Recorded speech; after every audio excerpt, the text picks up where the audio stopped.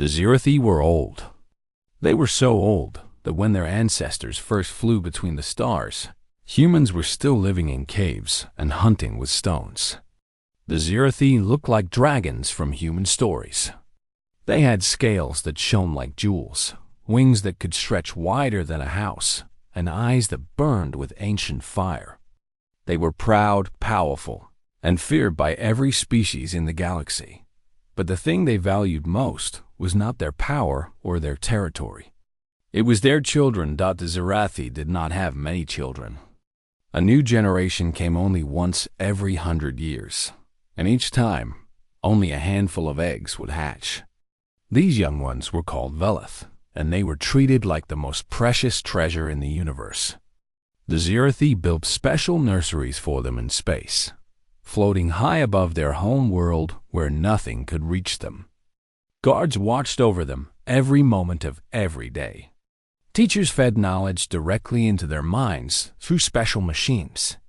The Velith never had to struggle, never had to try hard, never had to fail at anything, and they were never ever allowed to fly. Flying was dangerous for young dragons. Their wings were soft and weak for the first 40 years of their lives. A fall could break bones. A crash could damage wings forever. So the Velith stayed in their floating nurseries, watching the stars through windows, dreaming of the sky they could not touch. This was the way it had always been. This was the way it would always be, until 3 Velith decided they had waited long enough. Their names were Keseth, Vorn, and little Tessiah. Keseth was the oldest at 12 years, bold and curious, and always asking questions that made the adults uncomfortable. Vorn was quieter, a thinker, but when Keseth had an idea, Vorn was always the one who figured out how to make it work. Tessiah was only 6, small and shy, but she followed her clutch siblings everywhere because she loved them and trusted them completely. It started when Keseth intercepted a signal from a faraway planet. The nursery had equipment that could pick up broadcasts from across the galaxy, meant for educational purposes. But Keseth had learned to adjust the frequencies, and one night she found something strange. Something wonderful. It was a human broadcast. A children's program about learning to ride bicycles. The 3 Velith watched in amazement. They saw small human children climbing onto 2-wheeled machines. They saw them wobble, lose balance, and fall down. They saw scraped knees and frustrated tears. But then they saw something that shocked them more than anything else. The children got back up. They tried again. And when they finally succeeded, when they rode their bicycles without falling, the joy on their faces was brighter than any star. Why do they let them fall? Tessiah asked, confused. Because that is how they learn, Vorn said slowly, understanding something important. Keseth said nothing. She was staring at the screen with fire in her eyes. She was thinking about the sky outside her window, the sky she had never touched. 3 days later, the Velith were gone. The alarm woke Matriarch Selvar from a deep sleep. She was the leader of all Zirathi, the oldest and most powerful of her kind. Her scales had faded to silver with age, but her eyes were still sharp, and her voice could still make warriors tremble. When she heard that 3 Velith had vanished from the nursery, her roar shook the walls of the council chamber. "Find them," she commanded.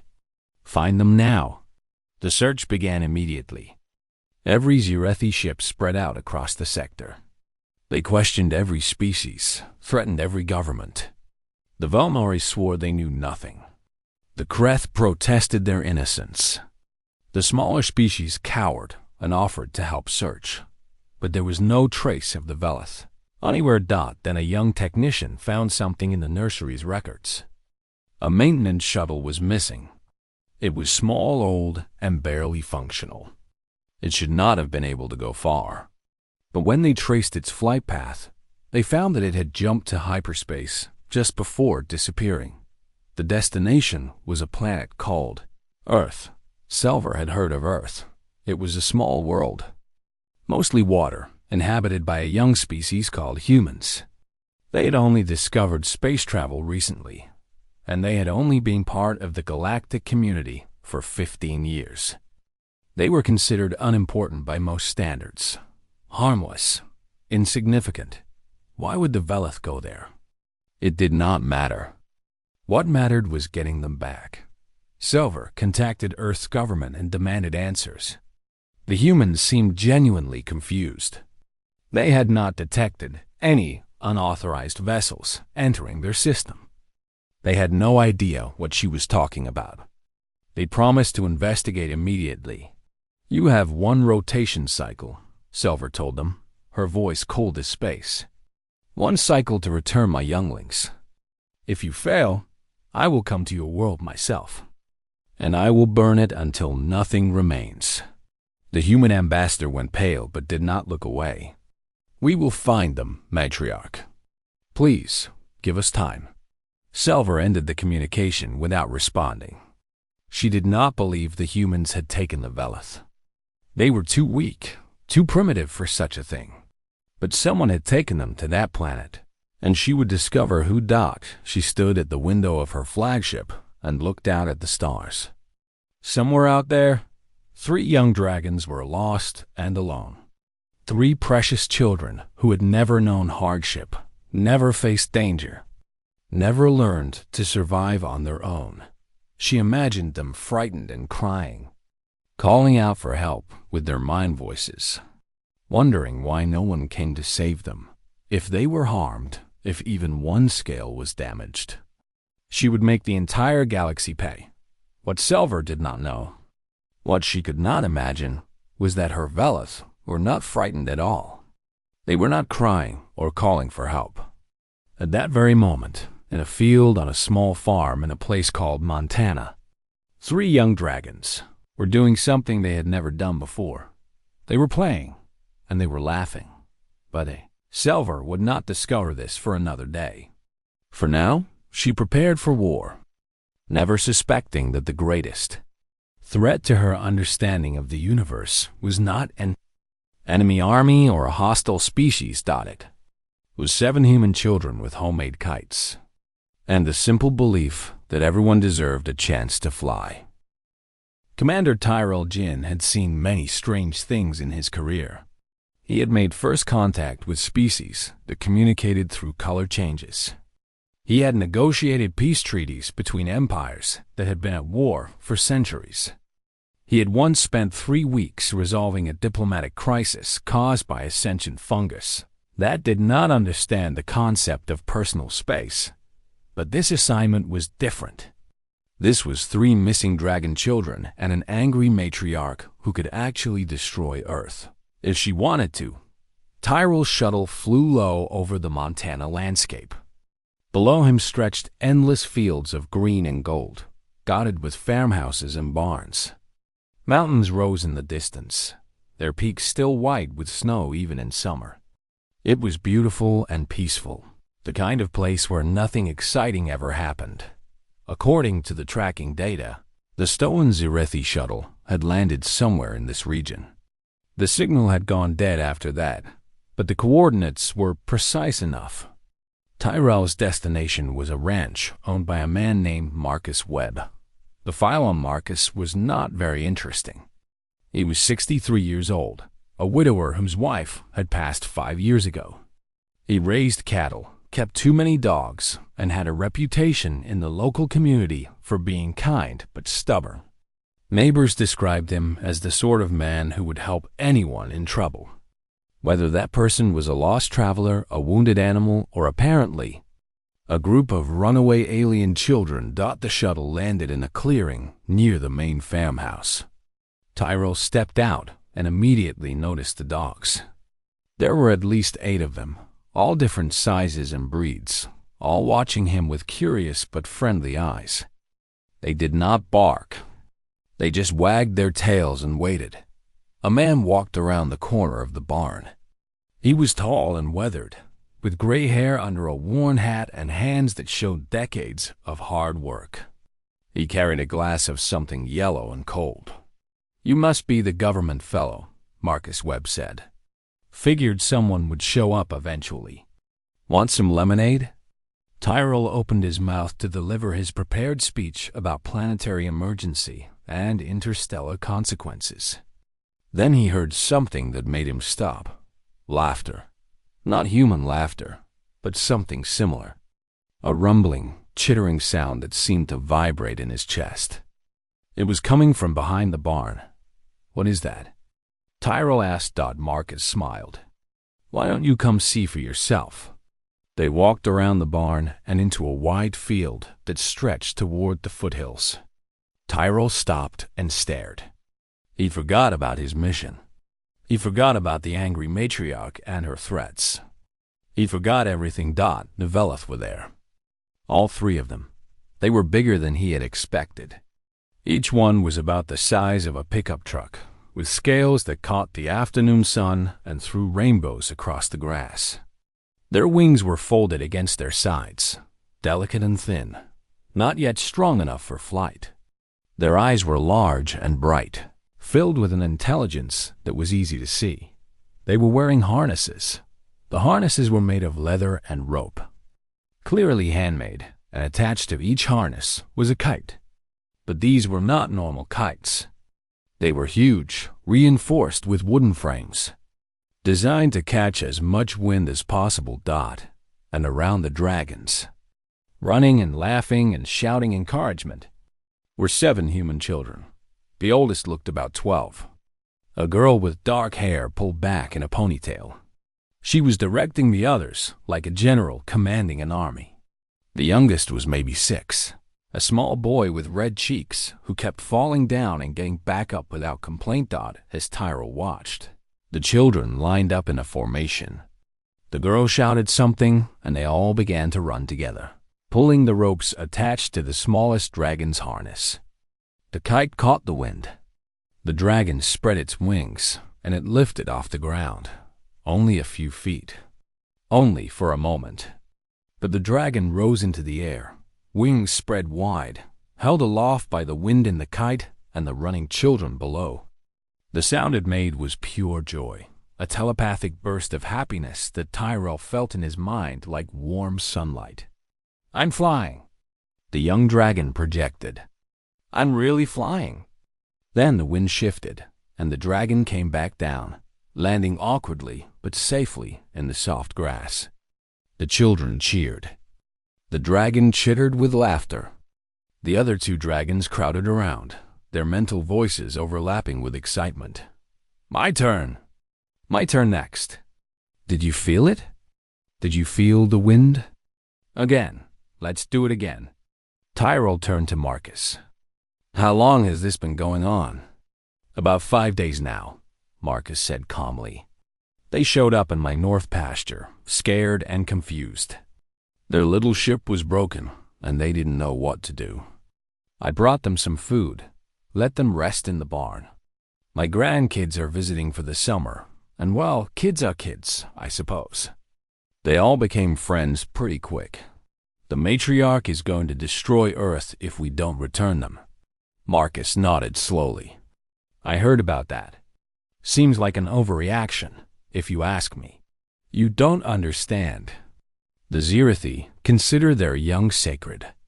These Velith were supposed to be protected in orbital nurseries. No danger, no risk, no chance of getting hurt. And now they're here, running around in a field, attached to homemade kites, and having the time of their lives from what I can see. Tyrell had no response to that.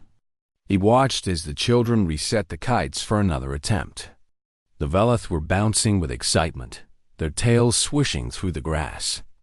They showed no fear, no distress. They looked happier than any creatures he had ever seen. The oldest girl noticed Tyrell watching and walked over. She had grass stains on her knees and determination in her eyes. Are you here to take them away? She asked directly. I'm here to understand what happened. They ran away because they were sad, the girl said simply. They were stuck in a cage in space and never allowed to do anything.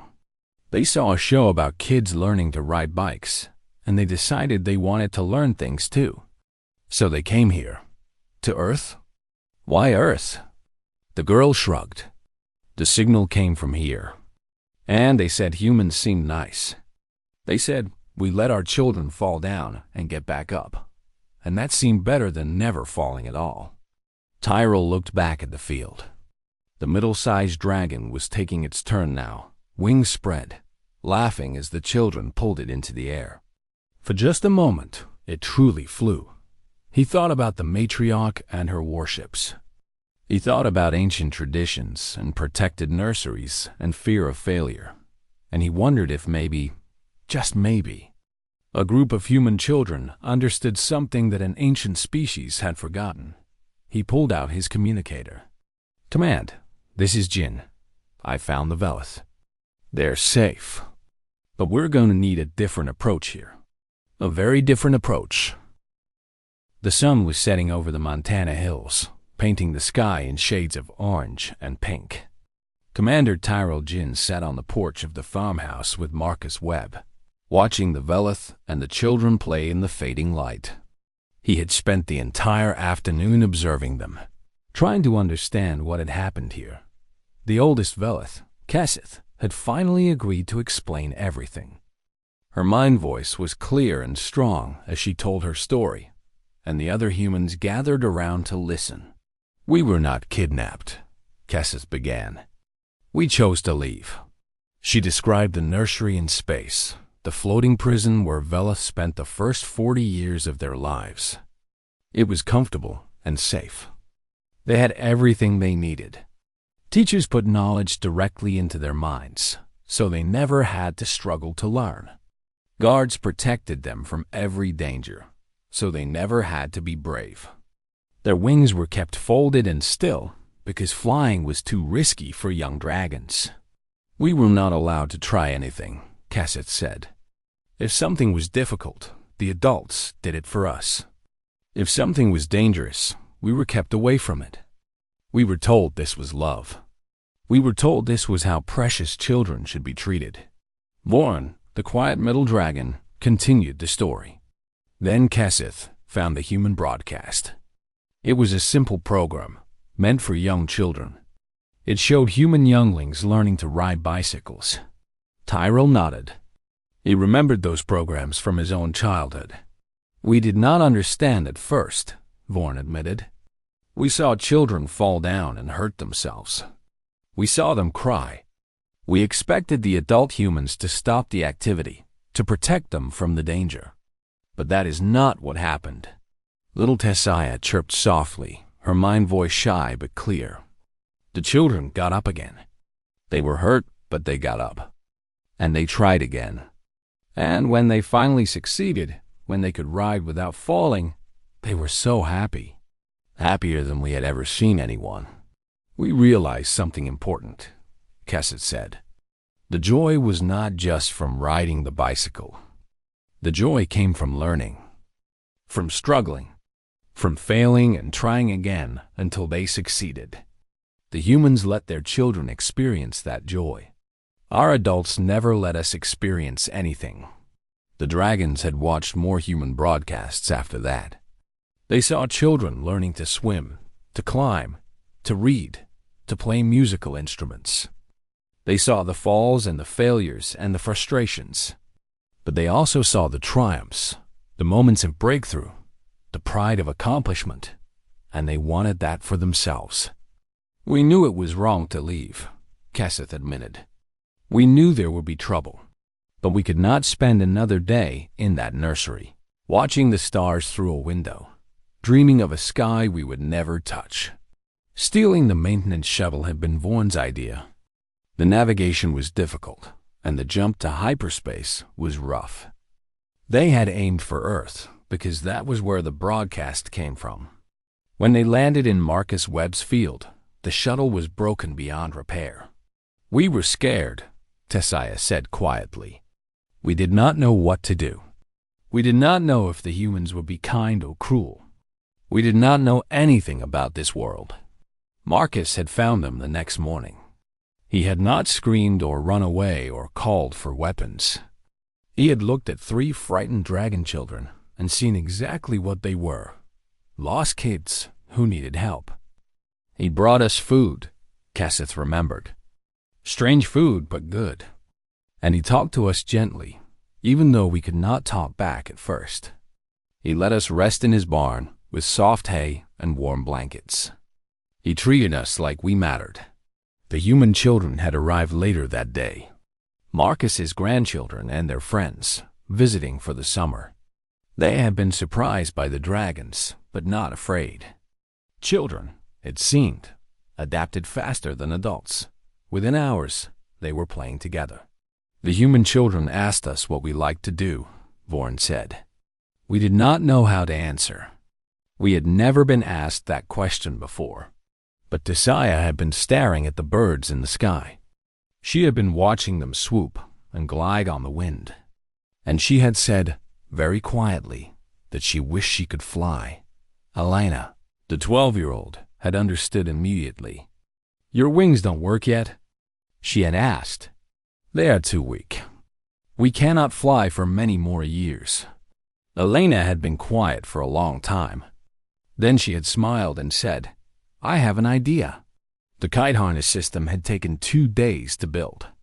Elena had designed it, using knowledge from school and help from the internet. The other children had gathered materials.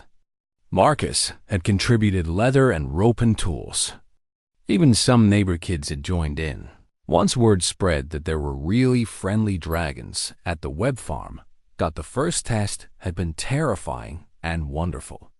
Kesseth had won the harness. The kite spread above her.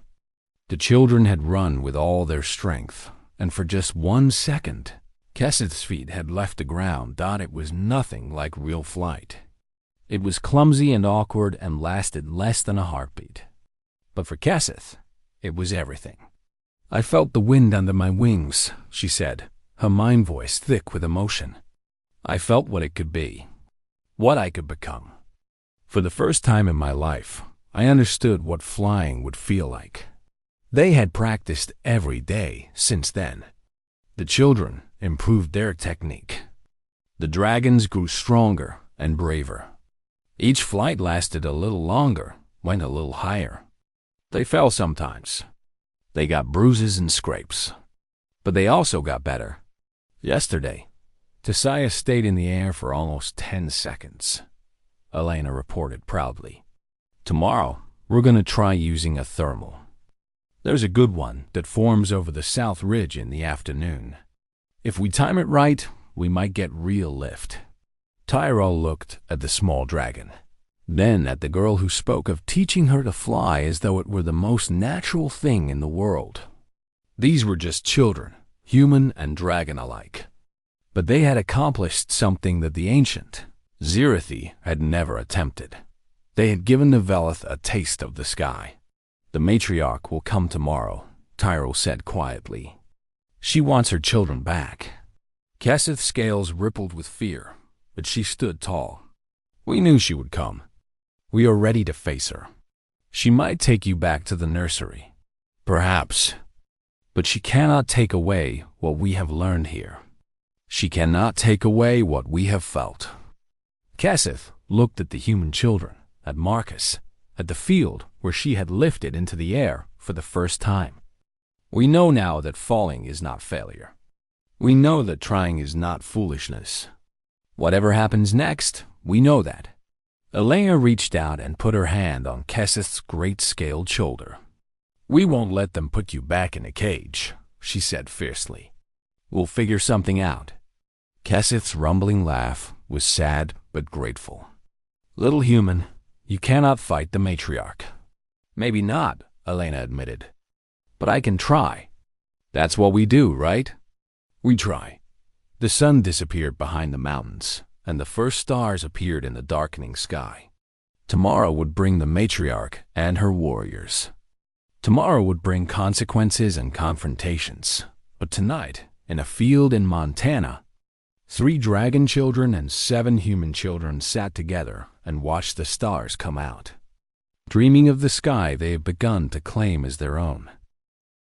The Zirathi warship descended through the morning clouds like a great metal dragon coming to claim its young.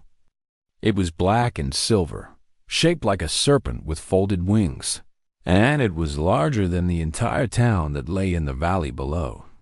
Smaller ships followed behind it, each one carrying warriors in battle armor, each one ready for war. Matriarch Silver stood at the front of her personal shuttle as it landed in the field behind the farmhouse. The door opened, and she stepped out into the morning sunlight. Her scales had faded to silver with age, but her eyes still burned with ancient fire. She was flanked by 12 of her finest warriors, each one tall and powerful, each one capable of destroying the farmhouse with a single breath. A crowd had gathered to meet her.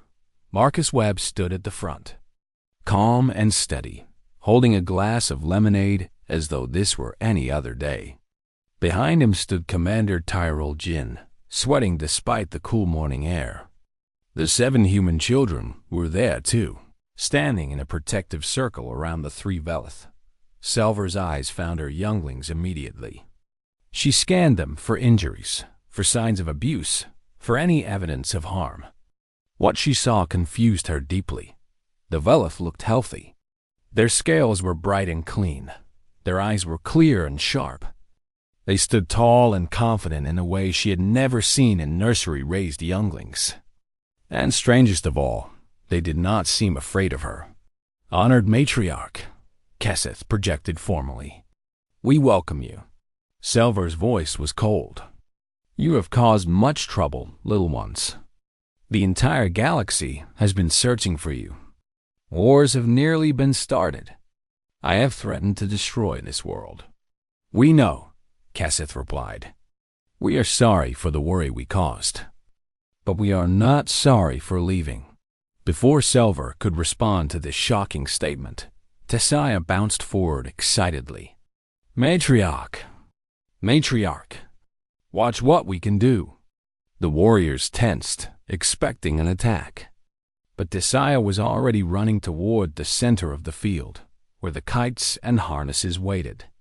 The human children followed without hesitation, moving into their practiced positions. "What is this?" Selver demanded. "Please watch," Elena said. She was the only human who stepped forward to address the matriarch directly. "Then you'll understand." The children strapped Tessiah into her harness. They spread the great kite above her like a colorful wing. Tessiah flexed her own wings, spreading them wide, trembling with excitement rather than fear. "Ready?" Elena called out. "Ready."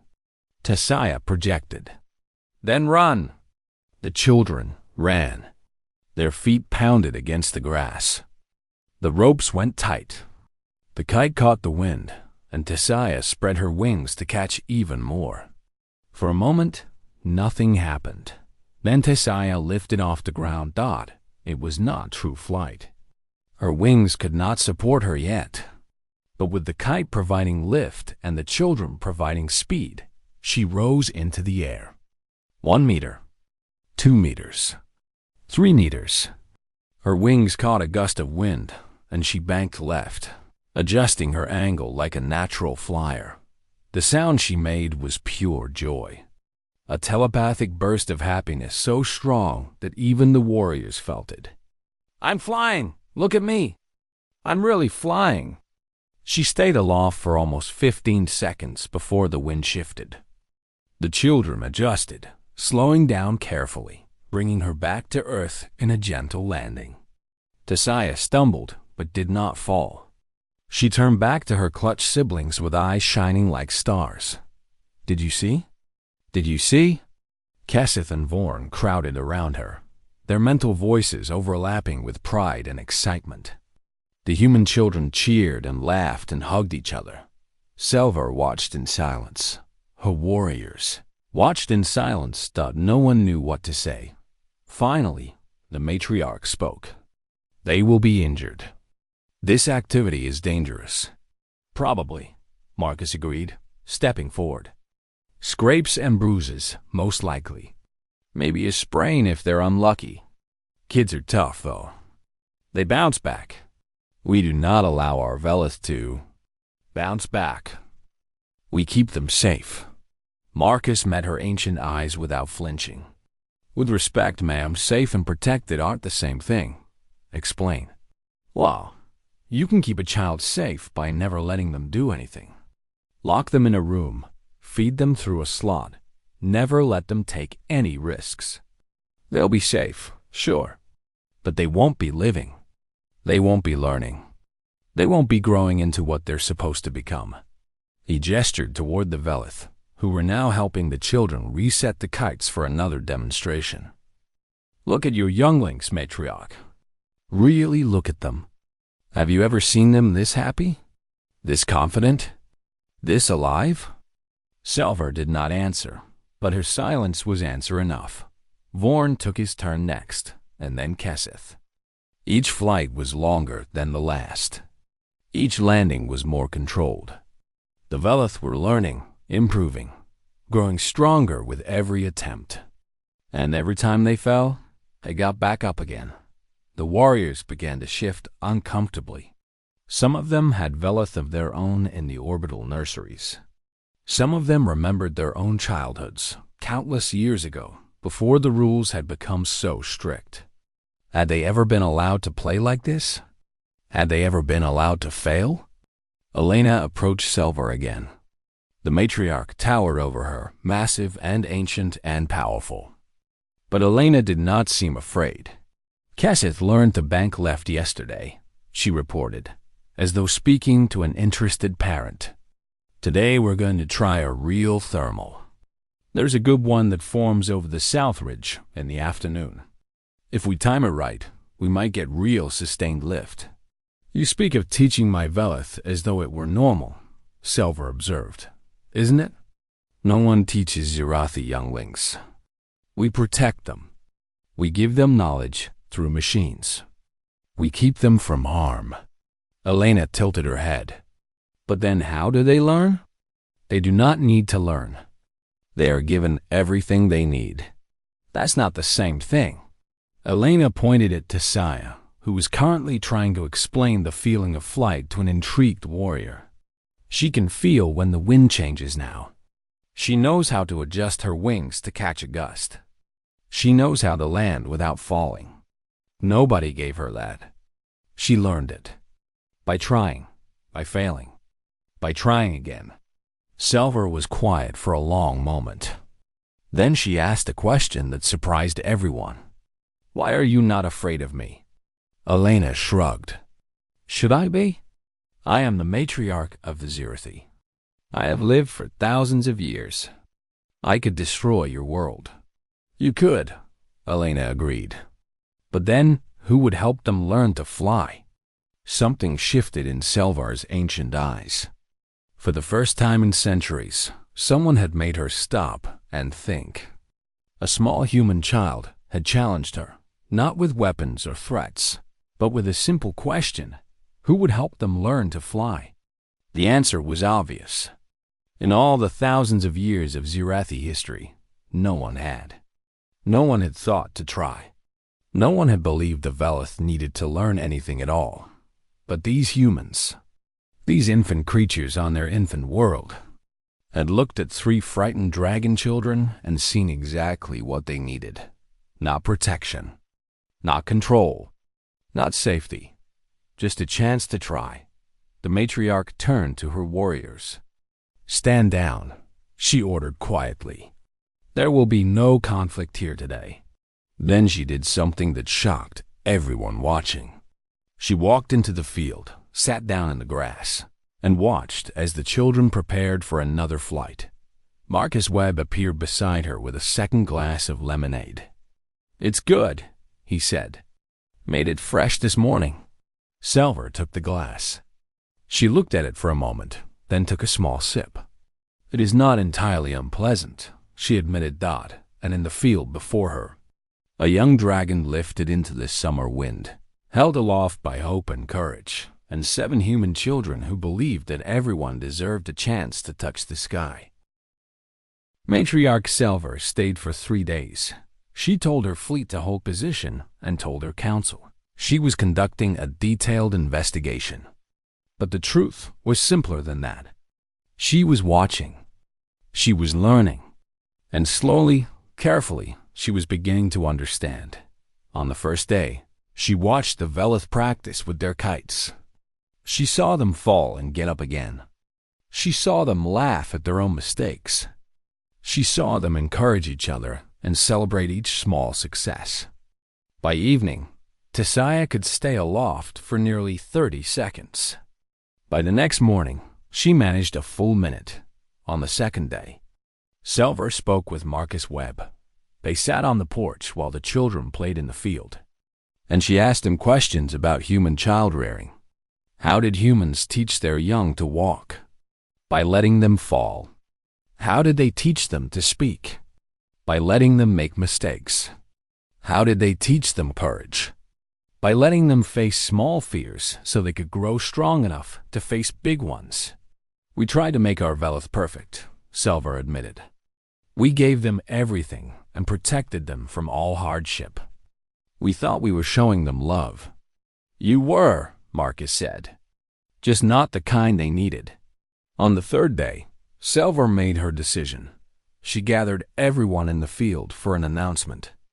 The Velith stood with their human friends, uncertain about their future. Commander Tyrell Jin stood nearby, ready to negotiate or evacuate or whatever was required. Marcus and his family waited with quiet dignity. I have ruled the Zirathi for 800 years, Silver began. I have seen empires rise and fall. I have made decisions that shaped the fate of billions. I believed I understood what was best for my people. She looked at the Velith, at their bright eyes and confident postures. I was wrong. The words hung in the morning air. Zirathi warriors shifted uncomfortably. No one had ever heard the matriarch admit error before. For centuries, we have raised our young in fear. Fear that they would be harmed. Fear that they would fail. Fear that they would somehow be broken by the universe. We built nurseries in the sky to keep them safe from everything, including life itself. She gestured toward the human children, who stood proudly with their dragon friends. These younglings, these human children, understood something we had forgotten. They understood that falling is not failure. They understood that struggling is not suffering. They understood that the only way to learn to fly is to spread your wings and try. Cassith stepped forward. Matriarch, what happens now? Will we return to the nurseries? No, Silver said firmly. The nurseries will be closed. All of them.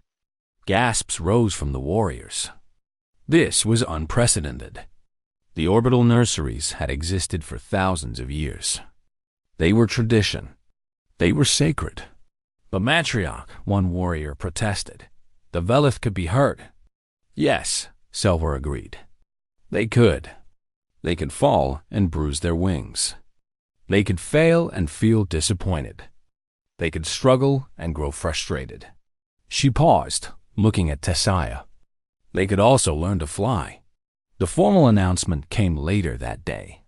Silver contacted the Zirathi Council and declared a complete reform of Velith education. There would be no more orbital nurseries. Instead, the Velith would be raised on the surface, allowed to play and explore, and yes, sometimes fail. They would learn through experience rather than machines. They would grow through challenge rather than protection, though not everyone agreed. Some council members were horrified. How could they abandon thousands of years of tradition? How could they risk their precious young ones? But Silver had an answer for that too. We will not do this alone, she announced. We will learn from those who already know how. I am proposing an exchange program with the human world called Earth. Velith will be raised partially among humans, learning their ways of teaching and growing. And human experts will advise us on how to change our own methods. The news spread across the galaxy like wildfire. The ancient and powerful Zirathi, feared by all, were asking for help from the youngest species in the galactic community. Not military help. Not technological help. Help raising their children. 3 standard years later, the first official human Zirathi Youth Development Center opened on Marcus Webb's ranch. The old barn had been replaced with a larger structure, built with Zirithi technology, but designed by human architects. It had room for a dozen Velith, plenty of space for running and playing, and a launching field where the kite harness system had been improved and perfected. Marcus Webb was named honorary director. He still wore his old hat and still made lemonade for visitors. But now those visitors included ambassadors, scholars, and reporters from across the galaxy. He treated them all the same way he treated everyone, with patience, kindness, and the offer of a cold drink. Elena and the other original children were now teenagers. They served as the first official flight instructors at the center. The title made them laugh every time they heard it, but they took their work seriously. Each new Velith that arrived was frightened and uncertain, just like Keseth and Vorn and Tisaya had been. And each one learned to spread their wings and try. The ripple effects spread far beyond Zirithi space. Other species began to notice the changes. The proud and ancient dragons, the most feared civilization in known space, had admitted they were wrong about something. They had asked for help from a species most considered insignificant, and they had found something valuable. Perhaps the whispers went, there was more to these humans than anyone had realized. Perhaps a species that taught its children to fall and get up again had wisdom worth learning.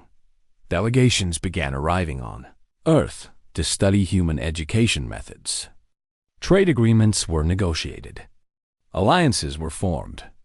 The little backwater planet that most species had, ignored, suddenly found itself at the center of galactic attention, and it had all started with 3 runaway dragon children and 7 kids with homemade kites on the 5th anniversary of the opening of the Youth Development Center. A special ceremony was held. Keseth, now 17, stood before a crowd of humans and Zirithi. Her wings had finally matured. She was ready for true flight. But before she took to the sky, she had something to say. When I left the nursery, I was running away from a prison. I thought I would find freedom somewhere else. Instead, I found something better. I found friends who taught me that freedom is not about where you are. It is about what you are willing to try. She looked at Elena, now a young woman of 17. Standing at the front of the crowd. You showed us that falling is not the end. You showed us that failure is just the beginning of learning. You showed us that the sky was worth the risk. Keseth spread her wings wide. They were strong now, powerful, ready to carry her anywhere she wanted to go. Today I will fly on my own for the first time. But I will never forget who taught me that I could. She leaped into the air. Her wings caught the wind, and she rose higher and higher, spiraling up toward the clouds. Below her, humans and dragons cheered together. Marcus Webb wiped tears from his weathered face. Elena laughed and shouted with joy and across the galaxy. Species young and old watched the broadcast and wondered what else these strange humans might teach them, because the Zirithi were old and powerful and proud. They had conquered stars and crushed empires. They had believed they knew everything worth knowing, but they had forgotten how to let their children fly. It took a few human kids with kites and a simple belief that everyone deserves a chance to try. High above the Montana hills, Keseth caught a thermal and soared. The ground fell away beneath her. The sky opened up above her. She was flying, truly flying, on her own power and her own courage. She thought of her friends below. She thought of the nursery she had escaped. She thought of everything she had learned, and she flew higher because she could. Because she had tried. Because someone had believed in her enough to let her fall. That was the human way. And maybe, just maybe, it was the better way after all.